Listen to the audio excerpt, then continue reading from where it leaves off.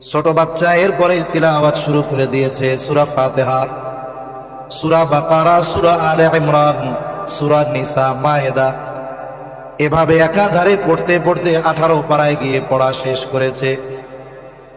ওস্তাদ মাকে উদ্দেশ্য করে বলে, আপনি আপনার সন্তানকে এনেছেন আলিফ বা তাসা শেখানোর জন্য, আপনার ছেলে দেখি 18 পারা আমাকে শোনায় দিল, আপনি কি হাফেজা?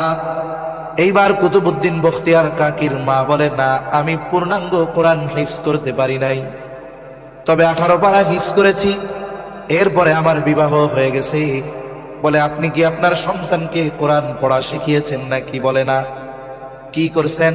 বলে, আমি তাকে শিখাই নাই, তবে আমি তাকে কোরআন শুনিয়েছি। বলে, আমার এই সন্তান যখন আমার গর্ভে এসেছে, দুনিয়ায় আসার আগ পর্যন্ত আমি যে কত শতবার এই সন্তানকে পেটে রেখে 18 পারা তিলাওয়াত করেছি, এর কোনো হিসাব নাই। ব্যতিক্রম হলো এই জামানার, যখন কোন মায়ের গর্ভে সন্তান আসে, আগের মতো সে নড়াচড়া করতে পারবে না, বাহিরে যেতে পারবে না, ডাক্তার রেস্টে থাকতে বলেছে। এইবার কি করে? স্বামীর কাছে বলে, স্বামী, আমি তো 8-9 মাস জেলখানায় থাকবো, গৃহবন্দির মতো, একাকী সময় কাটানো আমার জন্য বড় কঠিন। এক কাজ করেন, এখন আমার একটা আপনি টাচ ফোন কিনা দেন।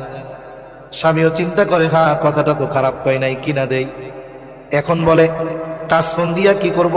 এটা তো মরা, যদি ইন্টারনেট না থাকে, একটা ইন্টারনেটের সিম কিনে দেন। এইবার একটা ইন্টারনেটের সিম কিনে দিল। কিছুদিন পর পর খালি এমবি রিসার্চ করা লাগে।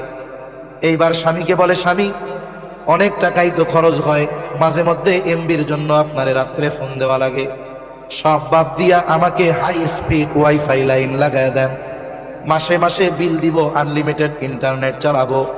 দেখা যাবে আনলিমিটেড ইন্টারনেট পেয়ে ওই মহিলা এইবার গান শুনে, নাটক দেখে, সিনেমা দেখে, আর এই দেখার চিন্তার পূর্ণ প্রভাব তার গর্ভের বাচ্চার উপরে গিয়ে পড়ে।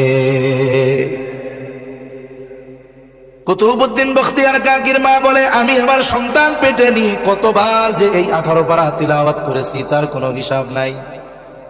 এই জন্য কি হয়? বলে, মোবাইল দেখে যেই মা ওর সন্তান যখন দুনিয়ায় আসছে কান্নাকাটি করে, ওইটা 2 দিন বয়সের হোক আর 3 দিন বয়সের হোক, ওর সামনে নিয়ে মোবাইলটা চালায়া দিবেন, কান্না করার সময় চ্যালেঞ্জ দিলাম, কান্না থেমে যাবে। কেন?